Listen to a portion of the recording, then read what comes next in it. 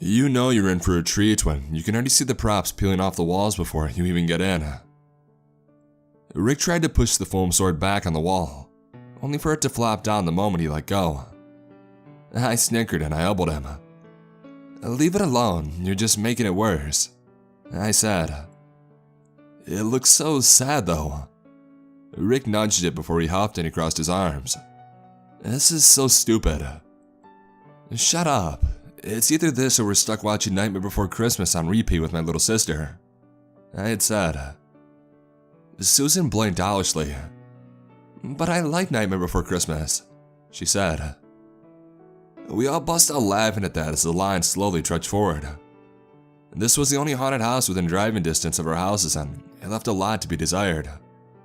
But ever since we were freshmen, we would pay the super high fee of $7 a person just to walk through anyway. When the death house is your only option on Halloween, you're taking that option. Better a shitty scare than no scare at all. The five of us walked up to the bored-looking girl in a cheap vampire costume standing at the front. "$5 for the house," I said, pushing forward our tickets. The girl looked up and popped her bubblegum. "Rule change, only 4 at a time," she said. "You have got to be kidding me."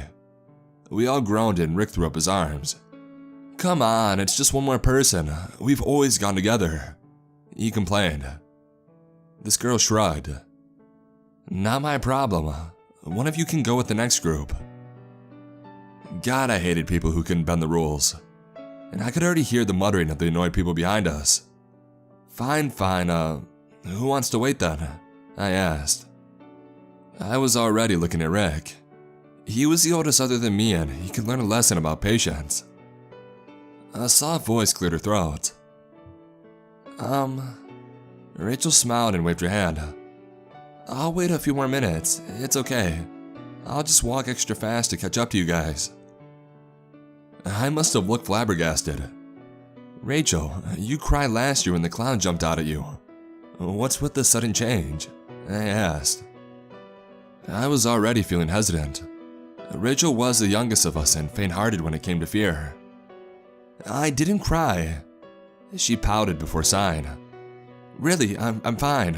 Just go. She shooed us away. I chewed my bottom lip before I shrugged. "Alright, hurry up and try to catch up. And remember, the actors are not allowed to touch you, and if they do, feel free to clock them." Rachel laughed, and after our tickets were handed in, the rest of us walked in. I caught a glimpse of Rachel talking with the vampire chick, who seemed to have the reaction anyone had around Rachel, to melt because of the cuteness. Even tonight, she was dressed as a princess with a bright pink dress and a crooked rhinestone tiara. The rest of us had gone as horror icons. I was Freddy Krueger, Susan was Kari, Rick was Jason Voorhees, and Grant was Jeff the Killer. I nearly kicked his ass because he had lied and said he was going to be Leatherface, and not some shitty creepypasta character. Most of us had ditched our masks and left them in the car. I, for one, wasn't going to wear that sticky rubber nightmare all night. Rick was the only one that had kept his, and it was hanging off his belt at the moment. But not Rachel, though. She wanted to be cute and nothing could talk her out of it. I busted out laughing as a cannibal leaped out from the cheap fake vines and moss, howling and grabbing at our faces. "Hey man, brush your teeth," I said, laughing again when the cannibal flipped me the bird. "You're so rude," Susan tutted her tongue. "It's not my fault they all suck. You can literally see the guy's chainsaw poking out of the cage up ahead. It's not exactly a jump scare when you know what's coming." It's not the actor's fault, not really. The death house had been set up poorly year after year, and whoever they dragged into acting had to make do with the crappy props, the cramped spaces, and the horrible makeup. It didn't mean I didn't get a good laugh out of scaring them though. I dragged my fake claws along the prison wall, snickering quietly as I heard the mad prisoner up ahead drop character and yelp. "You sleep tight tonight," I cackled, waving menacingly at the now flustered actor, who looked like he had spilled ketchup all over his fake beard and tacky orange jumpsuit. How are these guys still in business? A Nightmare Before Christmas is sounding better by the second. Rick said, fake lunging at one of the mad prisoners and watching them flinch. Susan nodded. And my blood's getting itchy, she complained, scratching at her face. We will wash it off when we get out. I instinctively looked back, expecting to see a bright pink dress at any moment. Jesus, where the hell is Rachel? She might not go in, and Grant said quietly enough that we had to strain our ears to hear him. I probably should have stayed back with her. She's frozen in fear, I bet. She's not a baby anymore, Susan said, nearly tripping over some plastic chains. She'll be fine. Now come on, I'll race you to the Black Lagoon with the zombie hillbillies. She took off running, holstering her dress up past her knees to avoid falling on her face. No fair, you get a head start. Rick whined, nearly dropping his hockey mask on the ground as he scrambled to catch up. I rolled my eyes and I looked at Grant. Should we wait a bit longer just to see if Rachel catches up? I asked. Grant thought for a second, biting his lip. Nah, we're not supposed to stop anyway.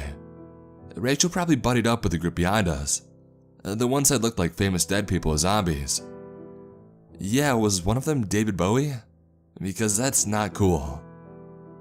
We took off after Rick and Susan, laughing at the terrible light effects in the poor setup.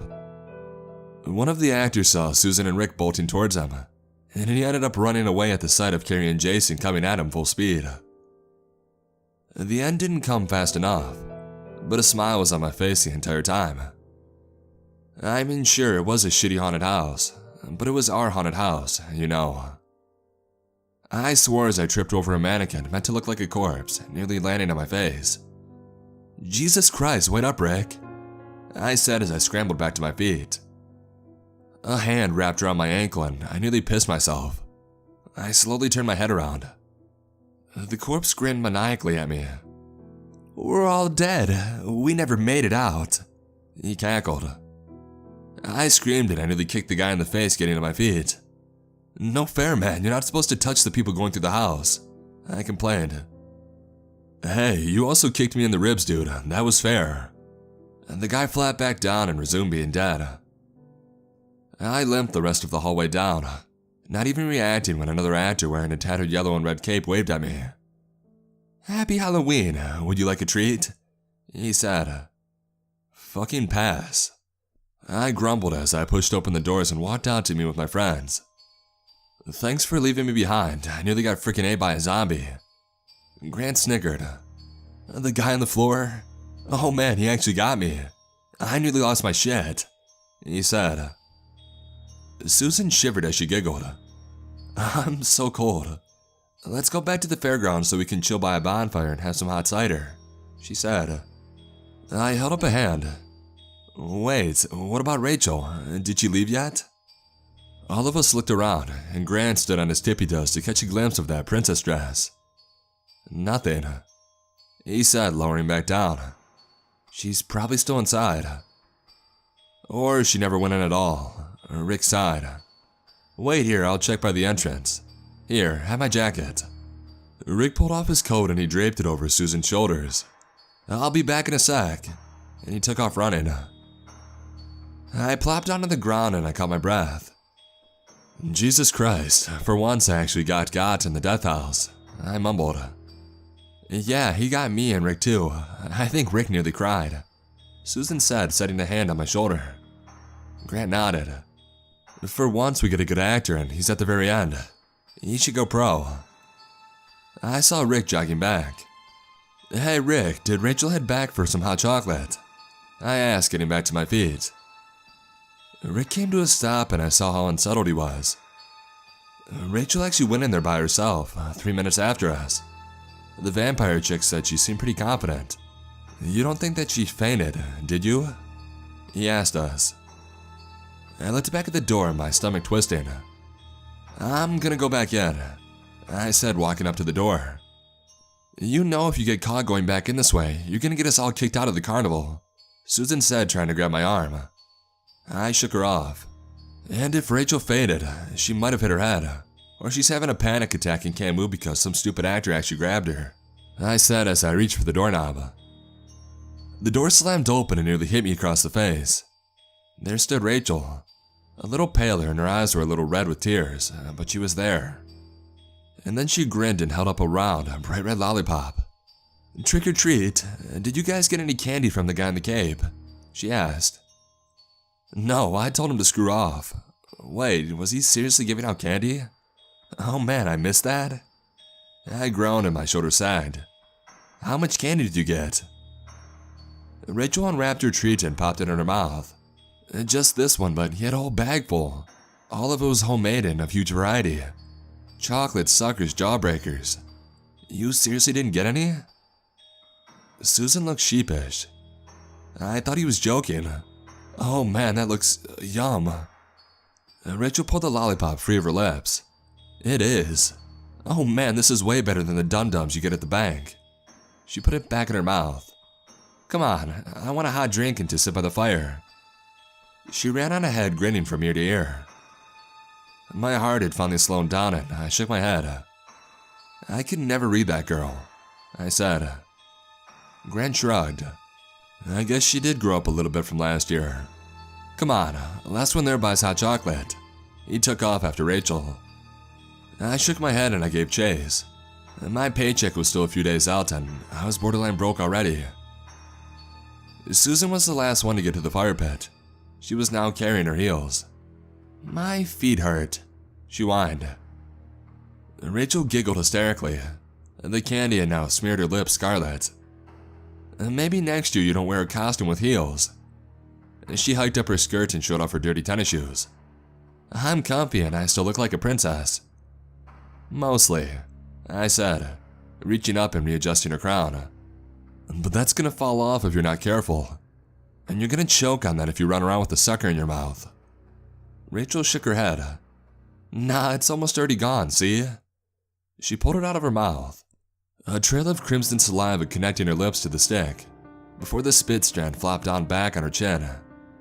Sure enough, the candy had already mostly dissolved, leaving only a small misshapen orb left. "Uh-huh." I took the stick to get a better look.